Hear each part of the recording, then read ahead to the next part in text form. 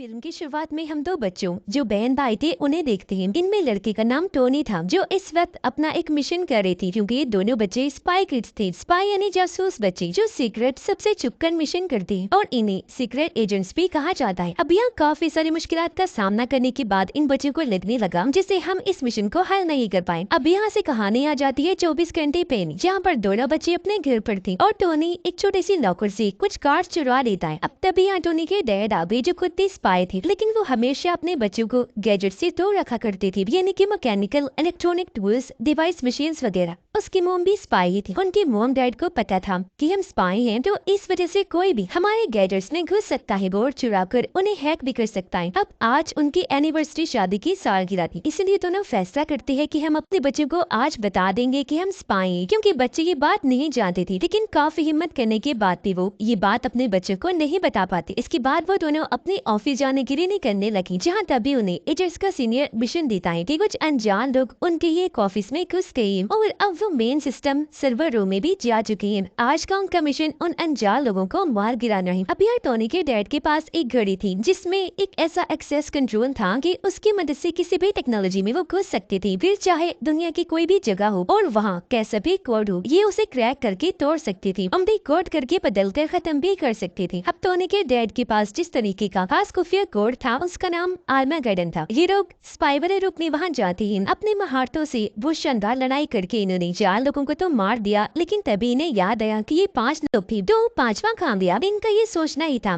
कि ऊपर से छत तोड़कर एक रोबोट वहाँ आकर गिरता है। ये रोबोट असल में या टोनी के डैड की वो घड़ी चुराने आया था जिसमें आर्मागेडन कोड था, जिसे चुराकर वो यहाँ से भाग जाता है। स्कूल में टोनी जबरदस्त मैच खेलकर जीत जाता है, जहाँ उसे हर गेम की पहली स्टेज का कंट्रोल मिल गया था। यानी जब भी कोई नई गेम आएगी उसकी पहली स्टेज को सबसे पहले टोनी खेला करेगा। अब यह टैब में टोनी सब बच्चों को किंग नाम के एक गेम मेकर से मिलवाता है जो बहुत शानदार मुश्किल गेम्स बनाया करता था। हाल ही में उसने एक बहुत ही अच्छी गेम बनाई थी जिसका नाम हाई स्कोर था। रोबोट जिसने टोनी के डैड की घड़ी चुराई थी वो उस घड़ी को किंग को लाकर दे देता है, क्योंकि ऐसा करने को उसे किंग ने ही कहा था। लेकिन अब जब किंग घड़ी को चेक करता है तो उसे पता चला कि ये घड़ी अभी अधूरी है, क्योंकि फिलहाल इसमें आर्मागेडन का आधा कोड नहीं है बल्कि वो तो कहीं और ही है। टोनी और उसकी बहन फैसला करते हैं कि रात को 12 बजे हम गेम खेलेंगे, तो इसीलिए 12 बजने से थोड़ी देर पहले ये बड़ी मुश्किल से टीवी वाले कमरे में गयी। चुपचाप वहाँ बैठकर 12 बजने का इंतजार करने लगते। उधर टोनी की मोम अपने हस्बैंड को समझा रही थी कि क्योंकि घड़ी तो चुरा ली गई है, तो अब हम ऐसा करते हैं कि उसके आर्मागेडन कोड को डिलीट कर देते हैं, जिस पर उसका हस्बैंड साफ साफ मना कर देता है। और एजेंट्स का है जो इस वक्त वीडियो कॉल पर था उसने भी ऐसा करने से रोक दिया, क्योंकि उसका कहना था कि वो बहुत जरूरी कोड है, उसकी मदद से बहुत सारे मिशन में मदद मिलती है। जिस पर टोनी की मोम जवाब देती है कि वो बात ठीक है, पर अगर वो कोड किसी गलत हाथों में न दिया तो वो इंसान हर टेक्नोलॉजी में घुसकर दुनिया को बर्बाद कर सकता है। वही भी फिर वो आसानी इसका गलत इस्तेमाल कर सकता है। पर जब उसके हस्बैंड ने ये बात मानने से इनकार किया तो वो उन्हें बेहोश कर देती है और उनके फिंगरप्रिंट उंगलियों के निशान के जरिए कोड को डिलीट करने ही वाली थी कि तभी टोनी ने अपने घर के ही सिस्टम पर किंग के गेम को लॉग इन कर लिया, यानी चलाकर खेलना शुरू कर दिया। जिससे हुआ ये कि इस बारे में किंग को पता चल गया और उसने सिस्टम को अपने कंट्रोल में करके उस कोड को हैक कर लिया। ऐसा करने के बाद उसने सारे सिस्टम बंद कर दिए, जिससे बच्चों की गेम भी बंद हो गई। ये देखकर बच्चों ने सोचा कि शायद गेम में कोई गड़बड़ है, तो हमें यहाँ से चलना चाहिए, इसलिए वो वहाँ से अपने कमरे में आ गए। उधर तब तक टोनी के डैड को बेहोश आ गई थी। उसकी मॉम कहती है कि मुझे लगता है कोड डिलीट हो गया है। तब टोनी के डैड परेशान होते हुए कहते हैं कि नहीं, कोड डिलीट नहीं हुआ बल्कि हैक हो गया है। उन्हें लगता है कि कहीं ये बच्चों का काम तो नहीं, इसीलिए ये उनके कमरे में जाकर चेक करती है, लेकिन बच्चे तो तब तक सो चुके थे। अगले दिन पता चला कि आधी दुनिया के तमाम सिस्टम्स को किंग ने हैक कर दिया है। यानी कि अगर आपको किसी भी टेक्नोलॉजी को इस्तेमाल करना है या अपने सिस्टम में लॉग इन करना है, तो पहले आपको किंग की बताई हुई हाई स्कोर गेम खेलनी है, उसके पहले लेवल को पार करना है, जब भी आप ऐसा कर सकते हैं। ये चारों इस बारे में आपस में बात कर ही रही थी कि तभी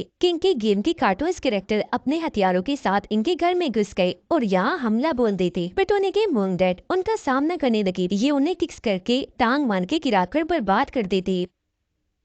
इसी बीच टोनी की बहन दरवाजा खोल देती है और ये चारों बाहर आई, जहाँ इनकी मोम बताती है कि हम यहाँ से मिशन पर जा रही हैं और तुम्हें एक सेफ हाउस में भेज रही है जो हर लिहाज से महफूज जगह है तुम्हारे लिए। ये कहकर इनके मोम डैड ने बेसमेंट की सीक्रेट जगह का दरवाजा खोला। जब ये सारे अंदर गए तो वहाँ अलग अलग किस्म के गैजेट्स पड़े हुए थे, जिनमें ऑटो बाइक्स, ऑटो कार शामिल थी जो काफी मॉडर्न टेक्नोलॉजी लग रही थी और ये अपने कंट्रोल में करते खुद ब खुद चलती थी। अब बच्चे छोटी सी ऑटो कार में बैठ जाते हैं। इनके मोम समझाते हैं कि जब तक हम मिशन से वापस नहीं आ जाते, तुम्हें वही रहना